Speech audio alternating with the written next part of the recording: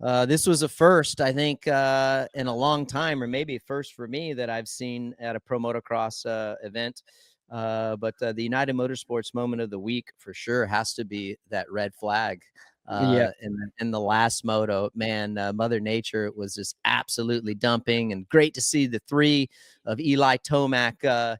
I mean, basically led wire to wire. But I tell you, Hunter Lawrence he was giving him a challenge there early on. Jet had to play catch up. He eventually ends up winning the overall. But dude, were you surprised when you heard, before you were able to watch the replays, were you surprised about it when you heard that the red flag came out? Yeah, so obviously we don't red flag for or stop our racing for much at all. But if there's lightning in any of the area, that is obviously something that we need to, address.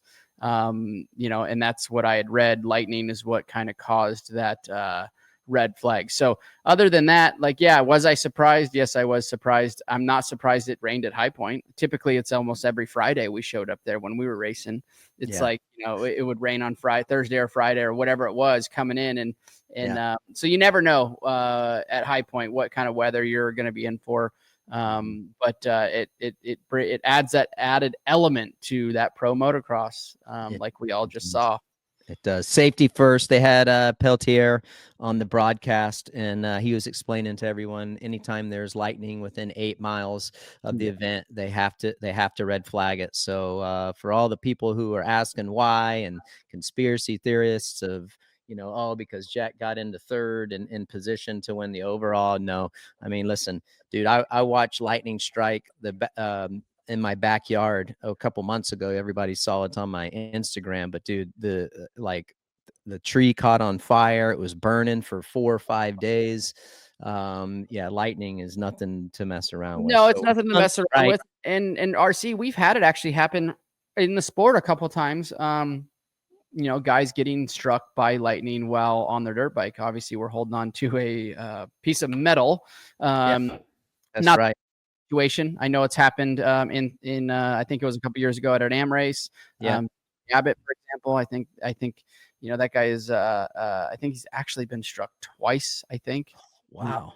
In riding in the desert, Arizona, monsoon, lightning, boom, happens. So safety, got to have the rider safety in the forefront of when a storm rolls in like that, and it happens all the time. So we get lucky way more than we have red flags, because I can remember the Unadilla storms rolling in, rain starts, and we just click the moto off to where we finish. So we're very lucky and fortunate in that regard that it doesn't happen more often. But right, yeah, totally. Kind of like, it's just like, think of the times, as many times as they race in inclement weather, and there hasn't been a red flag, for lightning. So yeah, I mean, definitely. How many outdoors, RC, have you raced that mid moto has gone to rain, or that has the weather shifted and boom, it's raining mid moto? Yeah. Oh, dude. Yeah. A lot.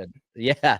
More times than I liked. That was one of the reasons. So if you're watching Peacock, obviously you saw that it froze up, and the reason that the broadcast froze up at the end and couldn't finish is because of the lightning. The storm that came through is why the broadcast froze. So they were having difficulties with it. So anyhow, we apologize for that. But that was interesting.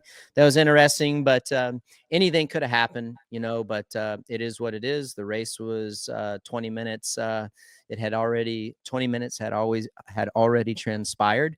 So they called the race, and I tell you what, dude, it was dumping. Hi folks, Lee Diffie from NBC Sports here. If you truly enjoyed what you just watched, you can get more news, interviews, and highlights by subscribing to the Motorsports on NBC YouTube page. You can get it all, so go for it.